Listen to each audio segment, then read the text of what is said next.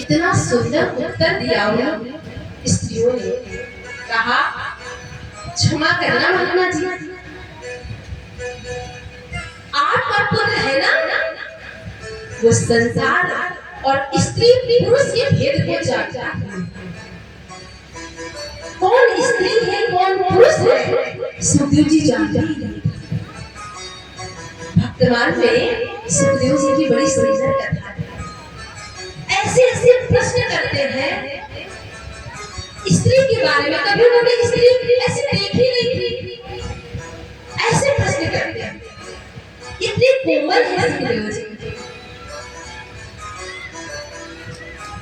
तो और आपको तो संसार के बारे में सब कुछ पता है, आप तो गृहस्थ हैं, आपको तो पता है स्त्री कौन है पुरुष कौन, इसलिए आप लक्षण। तो उनके पिता अपने पुत्र को वापस न ला सके, ऐसे सुखदेव जी बनना चाहते हैं। और प्रणाम करके सुखदेव जी फिर कहते हैं कि हम अब आपके प्रश्न का उत्तर देंगे। अब हम सूत जी के मुखारबिंद से प्रश्न का उत्तर सुने, उससे पहले एक क्षण भगवत नाम कीर्तन करें।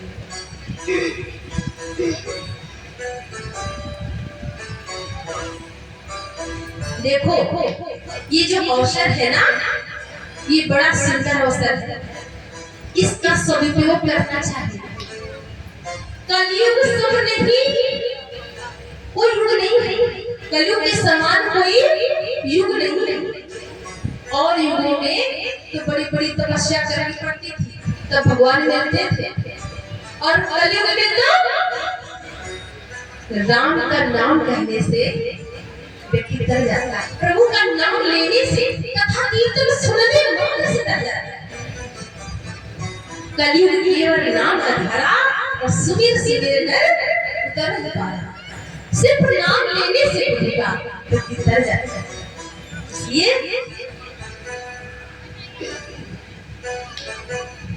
यह अवसर फिर नहीं मिलने का,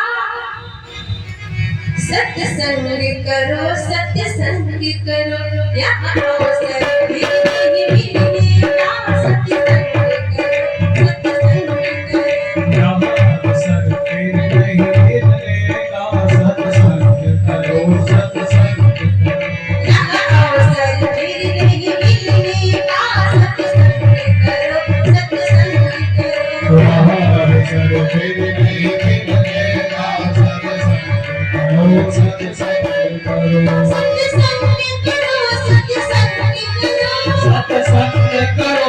सत्संग करो, सत्संग करो सत्संग करो, सत्संग करो, यह अवसर फिर नहीं मिलने का, सत्संग करो सत्संग करो, यह अवसर फिर नहीं मिलने का, सत्संग करो सत्संग करो।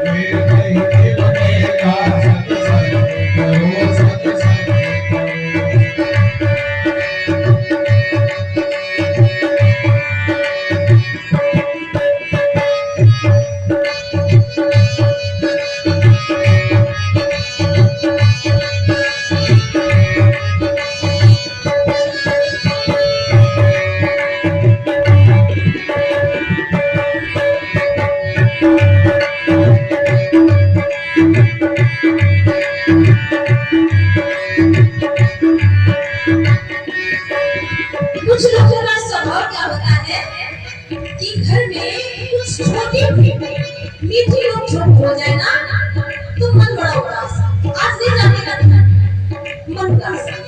इसलिए चाहे सारी दुनिया ठुकरावे, चाहे सारी दुनिया ठुकरावे,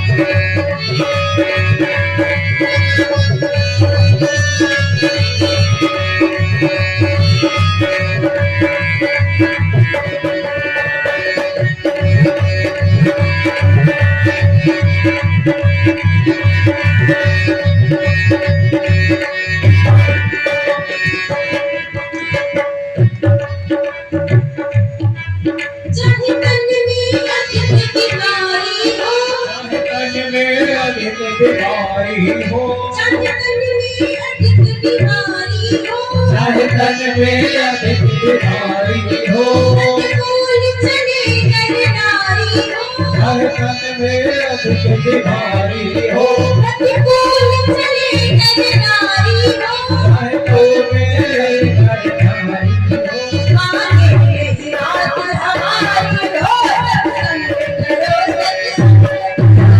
सत्संग करो सत्संग करो।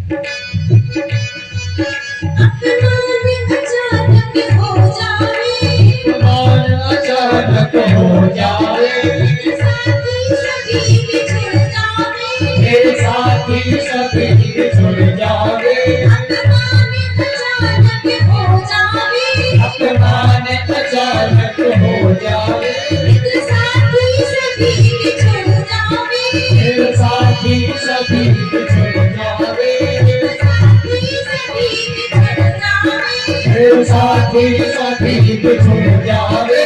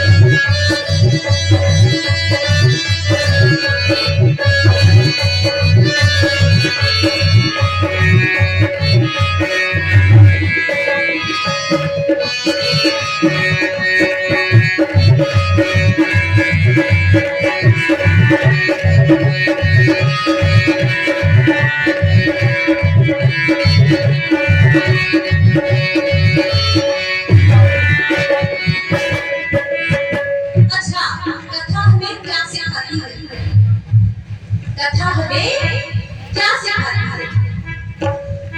मनोरंजन नहीं, कथा मनोरंजन का साधन नहीं है। क्या है? व्यवहार सीखना है जिसको, व्यवहार सीखना है जिसको, व्यापार सीखना है जिसको, व्यापार सीखना है जिसको, व्यवहार सीखना है जिसको, व्यापार सीखना है जिसको, अब आगे करना है जिसको,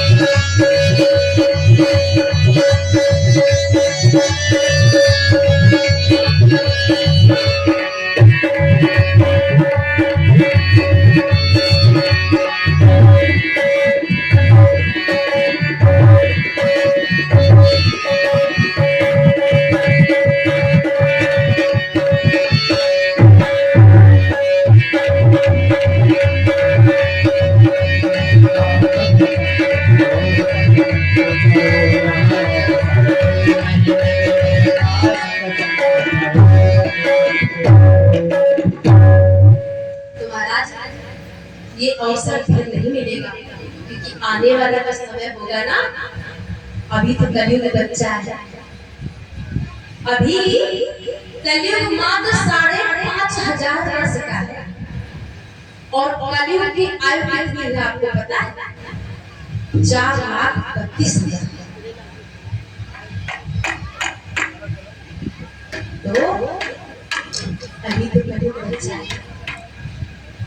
इस जिस समय पर हमारा जन्म हुआ है, हमें संतों का दर्शन हो रहा है, कथा कीर्तन सुनने को मिल रहा है, राम कथा, भागवत कथा। तो इस अवसर को हाथ से नहीं जाने देना चाहिए। गृहस्थ का पालन करते हुए अपनी मुक्ति का उपाय भी हे प्रभु, अब लवनसानी, अब मन से हो, अब लवनसानी, अब मन से हो। आज तक जो हमारा जीवन चला गया, कितने जन्म हम ले चुके, कभी मच्छर बने, कभी मक्खी बने, कभी हाथी बने, कभी घोड़ा बने, हाँ, कभी सांप बने, कभी बिच्छू बने। नहीं बने तो ये प्रमाण है ही सही, बने हैं, हाँ बने हैं, और हमारी मुक्ति नहीं हुई, उसी का प्रमाण है ये मनुष्य शरीर कि हम अभी तक भटक रहे हैं।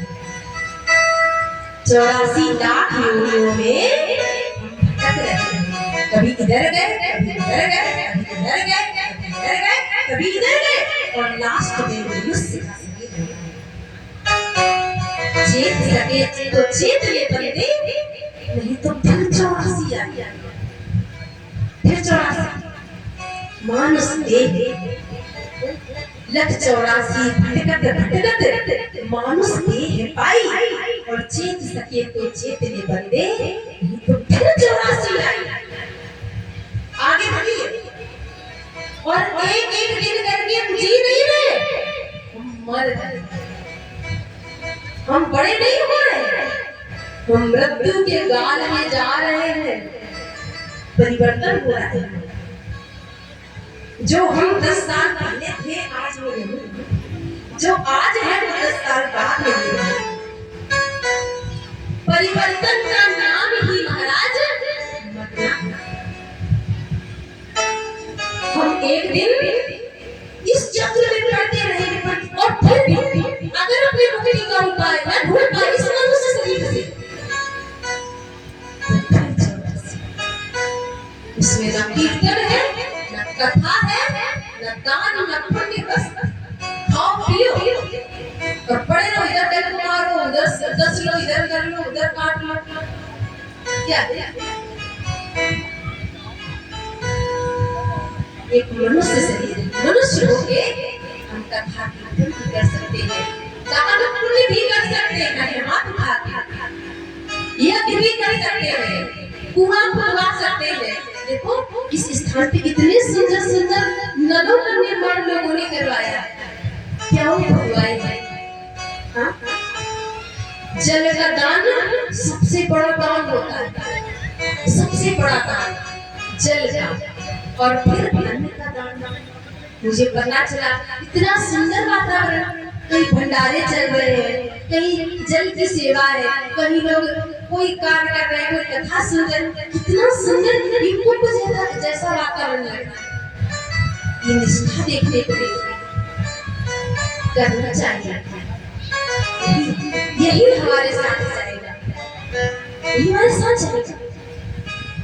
बाकी तो सब इस शरीर में छूटे।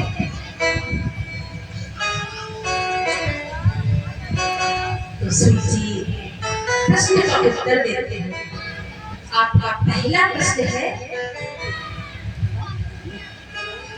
कि मानव के लिए परम धर्म क्या है? तो मानव का परम धर्म है भगवान से प्रीति, भगवान से प्रेम। प्रेम कैसा हो? निष्काम हो, निष्काम जिसमें कोई कामना न हो कि महाराज 20 रुपया चढ़ा दिए, अब हमको ना तो 2 लाख वाली नौकरी दिला देना। भगवान जी 51 रुपए का पेड़ा चढ़ाएंगे, मेरा घर बंद। मांगना नहीं, क्या मांगना? भगवान से कि हम मांगते हैं तो क्या अपनी नजरों में हम भगवान को छोटा नहीं बना देते? बोलो, अगर वो भगवान है तो क्या उसको ये नहीं पता है कि हमको क्या चाहिए? बोलो, उनको पता है कि हमें क्या चाहिए। यदि हम उसके सामने मांगते हैं, हमसे मांगते हैं तो मुस्कुराता है, पागल मुझसे मांगता है जैसे मुझे पता है, मुझे तो सब पता है। और जिसको पता नहीं है कि मुझे क्या चाहिए, वो कुछ भी हो सकता है, भगवान नहीं, वो भगवान नहीं जिसको बताना पड़े। और ये तो भक्त सब लड़ लेते, झगड़ लेते, कन्हैया को अपना माने तो लड़ने को बेदकार रही है। हाँ? ऐसे तो प्यार प्यार सब कुछ ठीक है, किंतु जहाँ मांगने की प्रेम कैसा? जैसा भक्त प्रहलाद ने किया। आप जानते हैं भगवान ने भक्त प्रहलाद की रक्षा के लिए, उसके वचन को सिद्ध करने के लिए खंबे में क्या भगवान थे? नहीं थे। लेकिन प्रहलाद ने कह दिया, जब पिता ने कहा ना, क्या इस खंबे में भगवान है? तेरा भगवान है? तो प्रहलाद ने कहा, हाँ मेरे प्रभु है। तो जैसे ही उसने गधे का प्रहार किया तो उस खंबे से भगवान प्रकट हो गए। बोली नरसिंह भगवान की जय। नरसिंह भगवान प्रकट हो गए। सब देवता थर-थर कांप रहे थे इस रूप को देख के, कोई भी पास नहीं जा सका। लक्ष्मी जी भी आई, इनके स्वरूप को देखते वो भी डर गए। एक सांस ली थी बैकुंठ में। हाँ प्रभु के सामने तो वो सांस भी न लिया, इतनी भयभीत, इतनी डर गए। लेकिन जैसे ही प्रहलाद जी गोद में बैठे, भगवान ने जिह्वा से चाट रही कितना कृपालु है मेरा गुरु, कितना दयालु। भगवान प्रहलाद को जिह्वा से चाट रहे थे जैसे कोई गाय अपनी नवजात शिशु को चाटता है। और पूछते हैं, बेटा मुझे आने में विलंब हो गया, मुझे विलंब हो गया। प्रहलाद ने कहा, लेकिन आज तू इंद्र का पद मांगेगा तो मैं तुझे दूंगा, तुम्हें यदि ब्रह्मा बनना है तो मैं तुझे बनाऊंगा। मांग तुझे क्या चाहिए? प्रहलाद ने कहा नहीं प्रभु मुझे कुछ नहीं चाहिए, सब कुछ तो दिया, सब कुछ मैंने तुझे प्यार दिया है, क्या दिया? जब से तेरा जन्म हुआ तो पाला, मैंने तुझे क्या दिया? प्रहलाद ने कहा प्रभु ये बताएं, आपने अपनी गोद में कभी ब्रह्मा को बैठाया और ब्रह्मा को बैठा के उनके सिर पे हाथ रखा? भगवान ने कहा याद नहीं, कभी नहीं सकते। अच्छा बताओ, आप भोले बाबा को गोद में बैठा के उनकी थोड़ी पे कभी हाथ लगाया है? ऐसे कुछ कहा है? भगवान ने कहा नहीं मुझे नहीं याद है, मैंने नहीं कभी तुम्हें, न ब्रह्मा को ये पद मिला न शिव जी को मिला। अच्छा ये बताएं कि कभी लक्ष्मी जी के सिर पे कभी आपने हाथ रखा है? कभी सिर पे रखते नहीं, कभी नहीं, मुझे नहीं याद है। तो प्रभु जो पद ब्रह्मा को नहीं मिला, जो प्यार शिव जी को नहीं मिला, जो वात्सल्य मां लक्ष्मी को नहीं मिला, वो मुझे सब कुछ को मिला। जो सुख ब्रह्मा को, शिव जी को, मां लक्ष्मी को नहीं मिला, इन आदि देवता की तरफ से वो सब मुझे मिला। अब मैं आपसे क्या मांगूं? नहीं मांगता। भगवान ने कहा बच्चा फिर मेरी इच्छा है कि मैं तुझे कुछ दूं। मांग प्रभु यदि देना चाहते हो तो एक वरदान दे दो। क्या? यदि राशि में कामान वरास्तम बटरसे कामा नाम व्यर्थ सर्व। बहुत मेरे मन में कभी आपसे मांगने की कोई जिज्ञासा, आपसे कभी कुछ मांगने की कोई जिज्ञासा मेरे मन में। यदि मैं मांगू तुझे तो तुम कुछ न देना मुझे, वरना आशिक नहीं मजबूर हो जाऊंगा। यदि मेरे प्रेम के बदले तुमने मुझे कुछ दिया, मैंने तुझसे कुछ मांगा, तो मैं प्रेमी कहाँ, मैं तो मजदूर हो जाऊंगी। मैंने तुम्हें 50 रुपए दिए और तुमसे 2 किलो शक्कर और ली, तो तुम्हारा प्यार मेरे मांगने से तो मुझे कुछ मत देते। आपकी इच्छा है।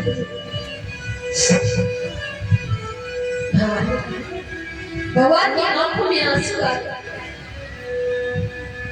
जो सुख ब्रह्मा को, शिव जी को, लक्ष्मी जी को दुर्लभ है,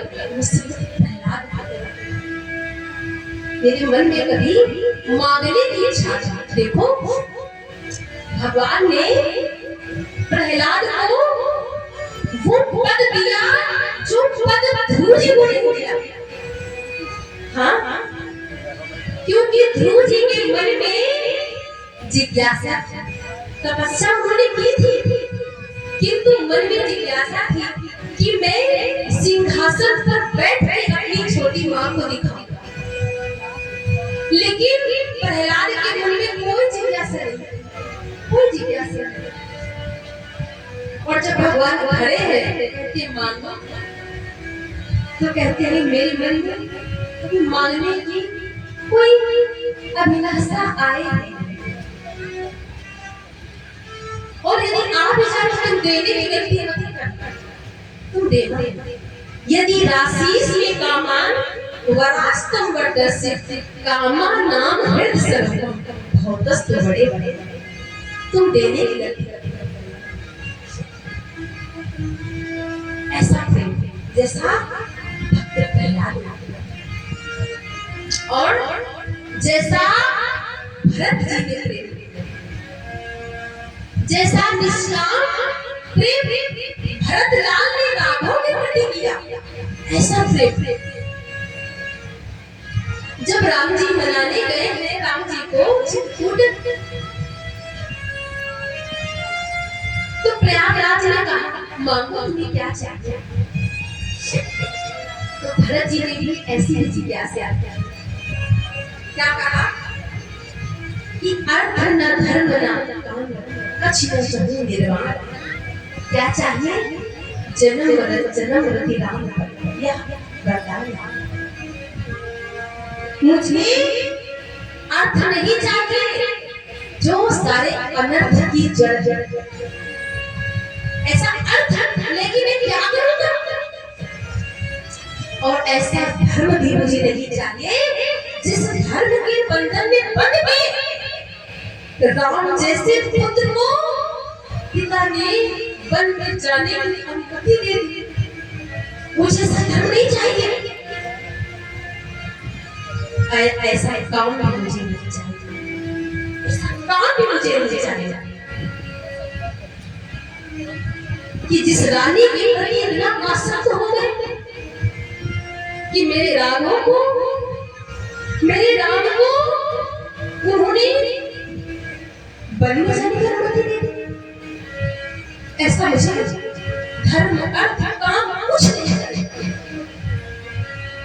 यदि देना है एक ही बता दो कि जन्म जन्मांतर तक मेरे प्रभु श्री राम के चरणों से प्रीत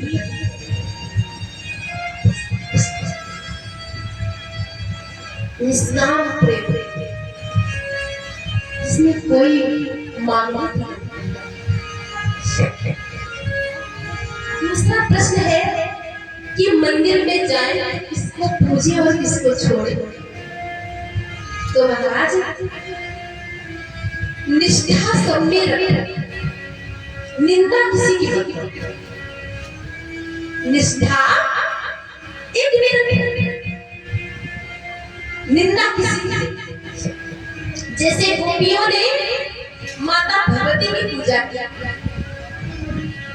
माता कात्यायनी की पूजा की, और माता ने जब मांगने के लिए कहा तो कहती है नंद गोप सुतम देवी पति में कुलदेव नमः।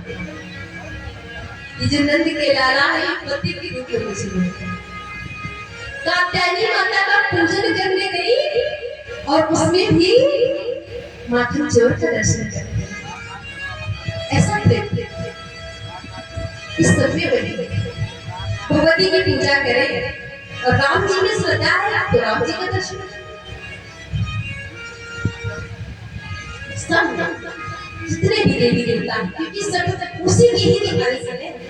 जैसे एक वृक्ष और वृक्ष की जड़ तो एक है ना, टहनी अलग अलग, डालियां अलग, मगर मूल तो वृक्ष है। तो नारायण बाकी सब सत्य एक, निंदा की निष्ठा एक।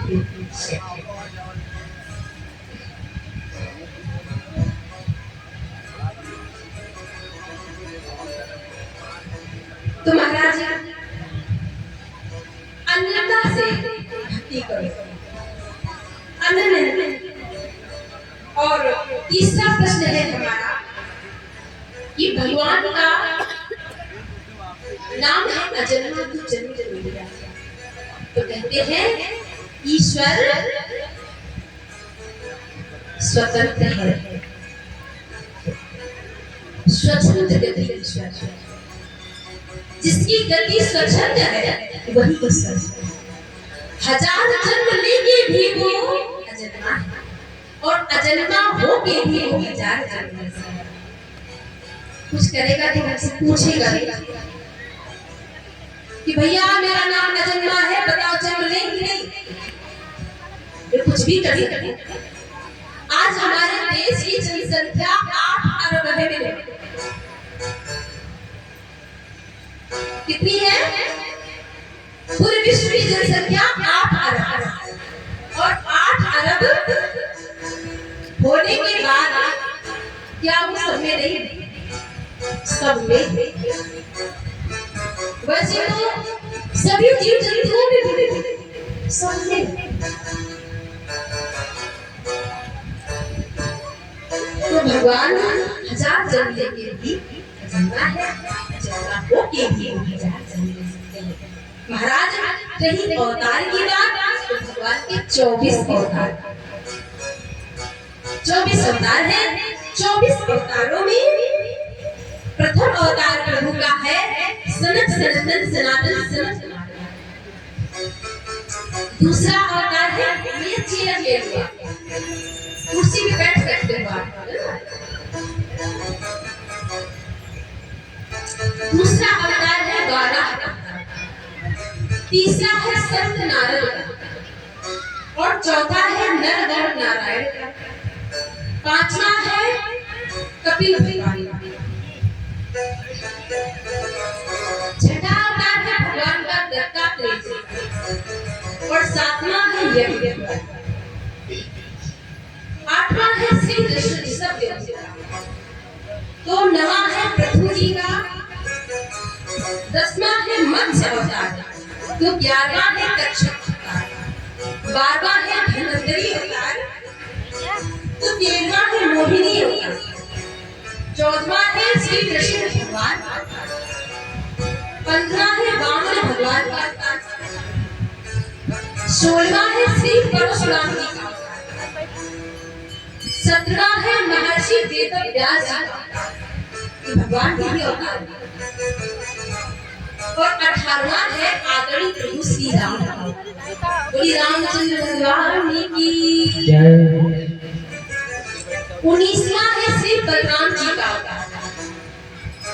और 20वां है मेरे कन्हैया का अवतार। 21वां है हरि अवतार। तो 22वां है हंस अवतार। 23वां है बुद्ध अवतार। तो 24वां होगा कल्कि अवतार। ऐसे भगवान के 24 अवतार हैं। तो वैसे भगवान के 24 अवतार हैं। सिर्फ मैं तो ये कहूँगा ऋषियों कि जो वेद व्यास जी ने पुराणों की रचना की उनका एक उद्देश्य था कि किसी भी तरह जीव का मन राम कृष्ण से लगे। क्योंकि राम कृष्ण में कोई अंतर नहीं। राम कृष्ण दो एक है अंतर नहीं विवेश। इनके नयन गंभीर है उनकी चपल शेष। निवेश मात्र कितना फर्क है कि राम के नेत्रों में गंभीरता है और मेरे गोविंद के नेत्रों में चपलता है।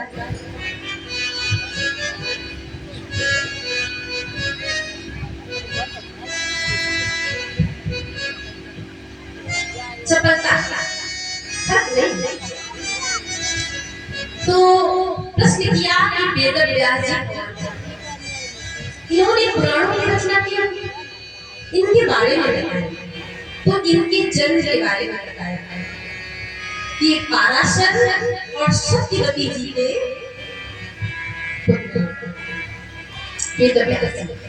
जन्म लेंगे और ये वन में गए।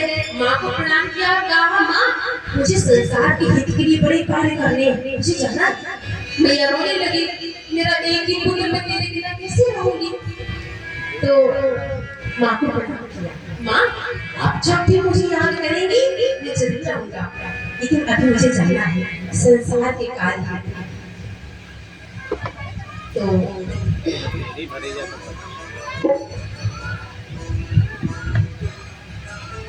आप लोग ऐसे बैठे ऐसे बैठे ये सामने से ना थोड़ा दिखता नहीं।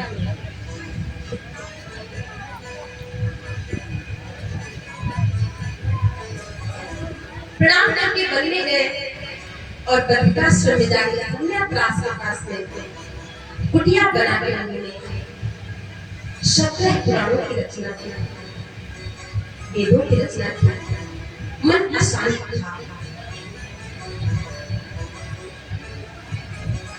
तो नारद जी से बोले कि नारद जी मेरा मन कभी अशांत है।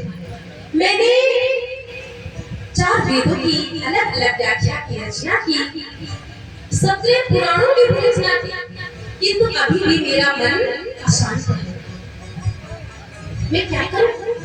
नारद जी ने कहा तुम भागवत की रचना करो,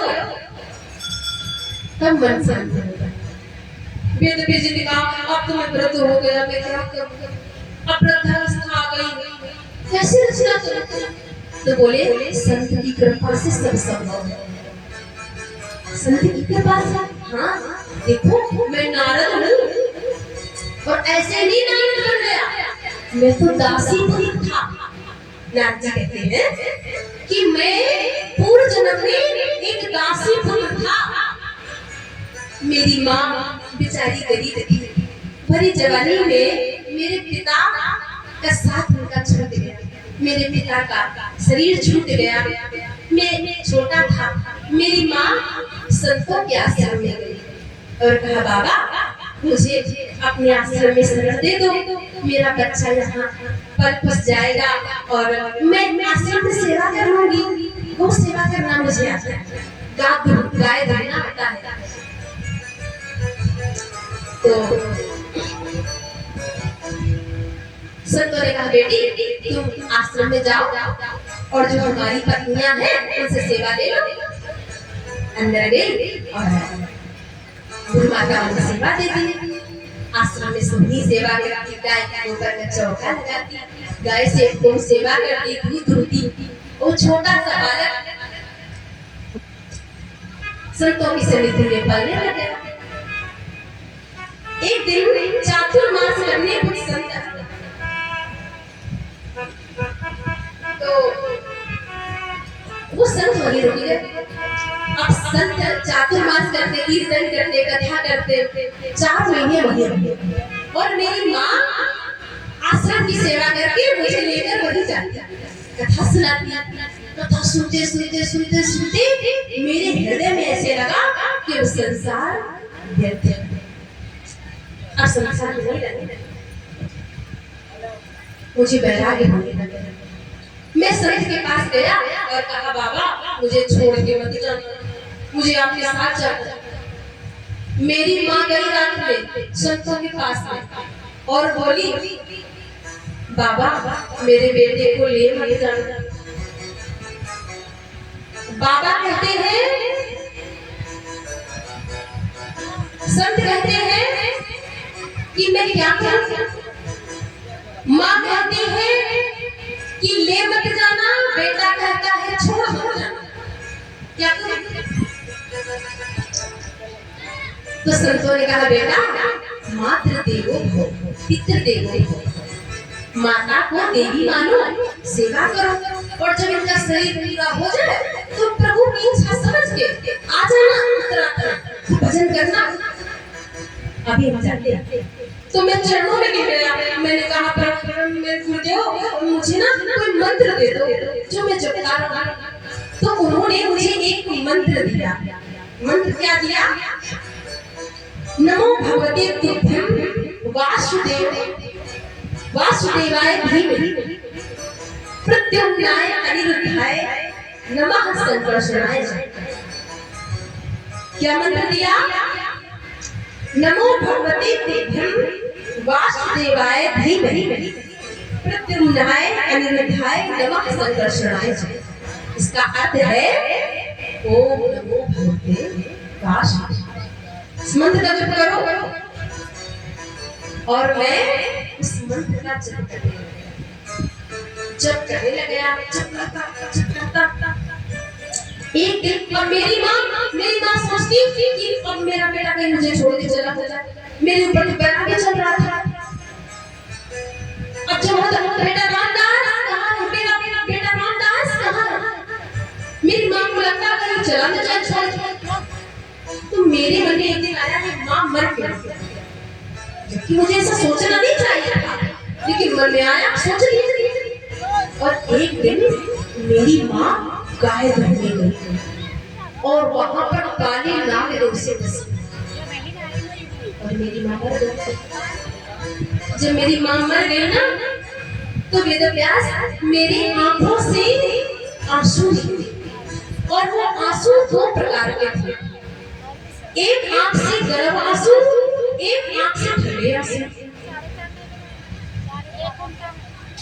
एक मन प्रसन्न होता है कि अच्छा राम को भजन करेंगे, और दूसरी ओर कष्ट हुआ कि मेरा माँ के सिवाय संसार में था कोई, और मेरी माँ भी चली गई, मैं क्या करूँगा, किसके सहारे रहूँगा।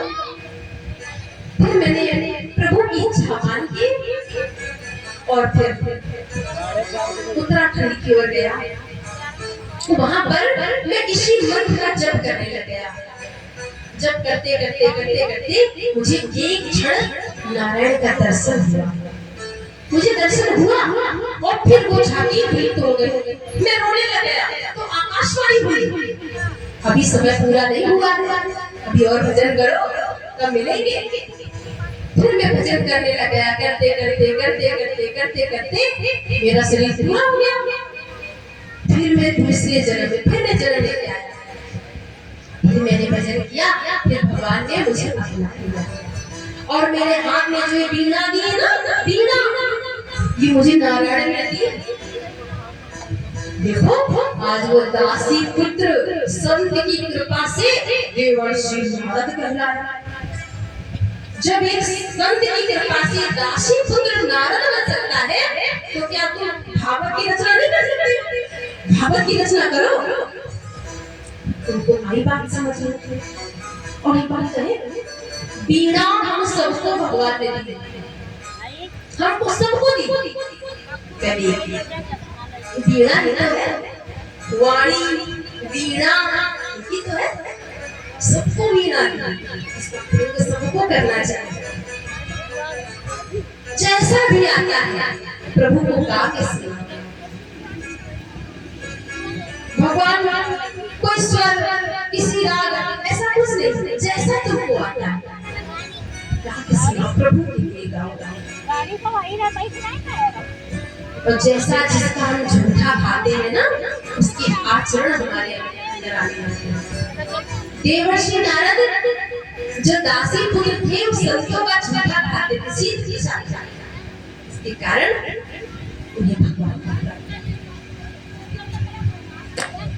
फिर उन्होंने चतुश्लोकी भागवत वेद व्यास जी के हृदय में चतुश्लोकी भागवत हम लोग गाए।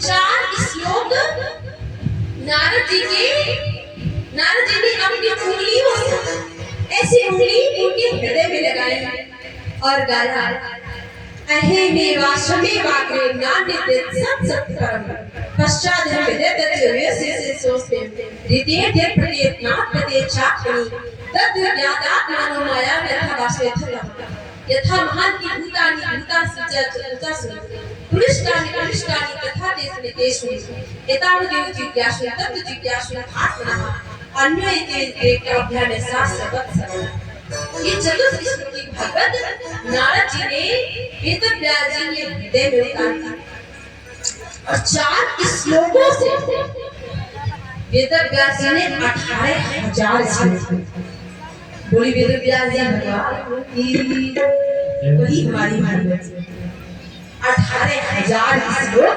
भागवत जी ने समस्त पुराणों का, समस्त वेदों का समस्त सार भागवत। पंचम वेद कहते हैं ना, ये पंचम वेद निराला नव ज्योति जगाने वाला। ये पंचम वेद,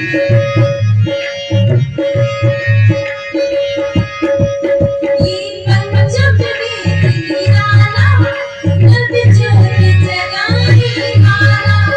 ये पंचम वेद निराला नव ज्योति जगाने वाला।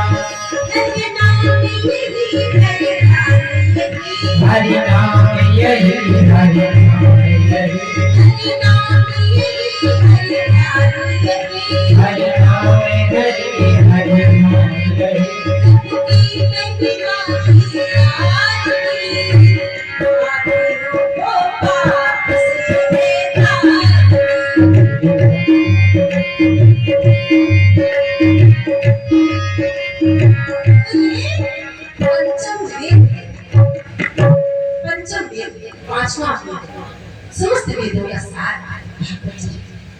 अच्छा, तो ये हम लोगों को सुलभ कैसे, हम लोगों को प्राप्त कैसे? रचना तो वेदव्यास जी ने कर दी, हम लोगों को कैसे पहुंचे? तो कहते हैं जब राजा परीक्षित को 7 दिन में मरने का श्राप लगा था, सर्प के डसे जाने से अकाल हुआ, उस समय कोई भी 7 दिन में मुक्ति का उपाय न ढूंढ पाया। तो सुखदेव जी तो बोले कैसे? तो बोले एक बार क्या हुआ, अब सुखदेव जी का तो जन्म हो गया और वो तो वन में भगवान के चिंतन में थे।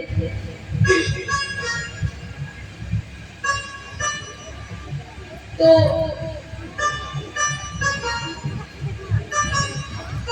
इन्होंने भागवत की रचना की और सोचे सुनाई, इसका अधिकारी कौन है? जिसने अपने मन को बस में किया, अपनी इंद्रियों को बस में किया, वो सुनेगा। कौन है? यदि विश्वामित्र को सुनाए तो विश्वामित्र को तो क्रोध ऐसा कि पूछो ही मत, काम ऐसा कि अप्सरा मेनका नाम की आई और सबकी करा कर पानी फेंक चली। हाँ, कितनी गंभीर तपस्या की थी और मेनका नाम की अप्सरा ने सब कुछ की करा कर पानी फेंक दिया। काम ऐसा। अब महाराज किसको सुनाए? एक कौन? सुखदेव। लेकिन वो तो ब्रह्म की समाधि में जब तो अब अपने शिष्यों को भागवत के कुछ मंत्र को बताया और कहा तुम ना गौ चराते हुए जाना, इस दिशा में सुखदेव जी है और सुखदेव जी जहाँ भी होंगे ये भागवत ये जो श्लोक गाना। अब सुखदेव जी समाधि में थे, शिष्य गए और जैसे ही उन्होंने गाना शुरू किया, वरहापीडं नटवरगं कर्णयो कर्णिकारं बिभ्रत्कासः कनकपिशं वैजयन्ती चामाला। भगवान की सुंदरता कितने सुंदर है। गैया चलाने जा रहे हैं, वरहापीडं नटवरगं कर्णयो कर्णिकारं, गैया चलाने जा रहे हैं और कनेर के एक पुष्प को कर्णियों कर्णिकारं एक कान में लगा रखा है, एक कान में लगा रखा है और कभी इधर लगाते हैं कभी इधर लगाते हैं। कर्णियों कर्णिकारं एक पुष्प दोनों कानों में लगाते, कभी इधर कभी इधर। विभ्रत्कासः कनकपिशं वैजयन्ती चामाला, उनकी गली में वैजयंती माला पीताम्बर शोभा पाती है। सुंदर सा तिलक, इतनी सुंदरता का वर्णन गाया है और अद्भुत भगवान की सुंदरता को वर्णन गाया। सुखदेव जी की समाधि खुली, अरे ये कौन है इतना सरल? समाधि खुली, सोचे अरे सुंदर होगा कोई, और सुंदर है तो क्या हुआ? स्वभाव भी तो पता होना चाहिए कि स्वभाव उसका कैसा है। अब शिष्य आए, गुरुदेव ने पूछा क्या हुआ? समाधि खुली थी? हाँ महाराज समाधि खुली थी। एक बार उन्होंने देखा और मुस्कुराए, फिर अच्छा वेदव्यास जी ने सोचा उंगली पकड़ ली, हाथ पकड़ना बाकी है। उन्होंने फिर कुछ मंत्र दिए। अब कौन सा मंत्र दिया? अहोमगीयं स्तनकालकूटं जिघांसियापाय दाप्यसाध्वी लेभे गतिं धात्युचितां ततो अन्यं कं वादयामि शरणं व्रजे। देखो तो इस बकी को, बकी कहते हैं बक की बहन यानी पूतना। देखो तो अहोमगीयं स्तनकालकूटं, इस बकी को अपने स्तनों पर जहर का लेप लगाने गई थी भगवान को मारने गई थी। और मेरा गोविंद कितना कृपालु है, कितना दयालु है। वो गति उसको दे दी, उस पति को, पूतना को, जो मैया यशोदा को कई वर्षों बाद माता की गति दे दी। ऐसा कम्बा दयालु शरणम प्रजे, कितना दयालु है। जब उनकी दयालुता का वर्णन सुना सुखदेव जी ने तो उनकी सुनी और शिष्यों के चरणों में गिर गए। मुझे गुरुदेव के पास चलो। तो देखो मेरे गुरुदेव के पास चलो, ऐसे उनके पास में 18,000 श्लोक है। चलो अब तो सुखदेव जी भागते हुए गए, पिताजी के चरणों में प्रणाम किया। पिताजी मुझे भागवत सुना। उन्होंने कहा ठीक है, पहले तुम जनक जी के पास। जनक जी तुम्हारी, अब मैं अपने मुंह से तुम्हारी प्रशंसा करूं तो लोग कहेंगे पिता ही पुत्र की प्रशंसा कर रहा है। तो तुम जनक जी के पास। जनक जी ने इनकी परीक्षा ली, सुखदेव जी की विभिन्न प्रकार से परीक्षा ली। सुखदेव जी पास हो गए और फिर जब सुखदेव जी आए तो उन्होंने कॉपी, अभी तक दिगंबर थे ना, जन्म लेते ही चले गए थे वन में, तो आज आए तो वेद व्यास जी ने कॉपी लाई और फिर भागवत सुनी और पढ़ने गए। जब पढ़ने गए और फिर उन्होंने जब 7 दिन में परीक्षित को श्राप लगा, तो कैसे लगा ये प्रसंग सुना। इस प्रसंग को सुनने से पहले हम छोटा सा एक भजन आगे की कथा महाभारत परीक्षित से जुड़ी है ना, तो महाभारत राधा राधा नाम, राधा राधा नाम, राधा राधा नाम, श्री राधा राधा नाम, अरे राधा राधा नाम प्राणों की प्यारा है, राधा राधा नाम।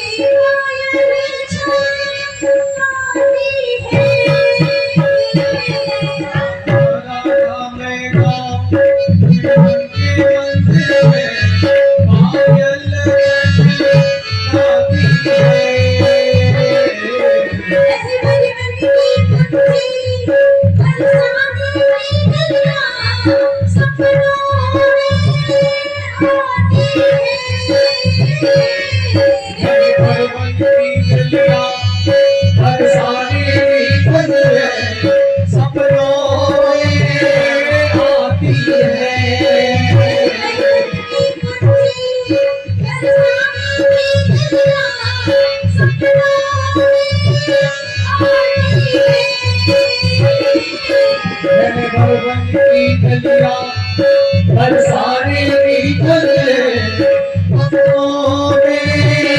आती है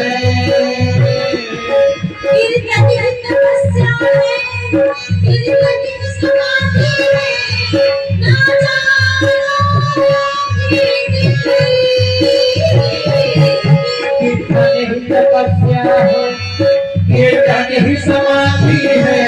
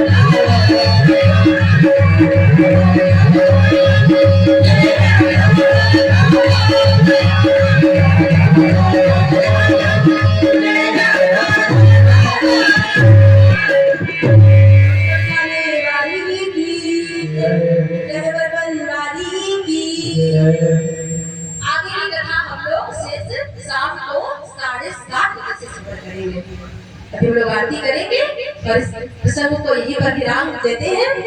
कथा का समय 7:30 से है। दूसरी बारी की कथा होगी।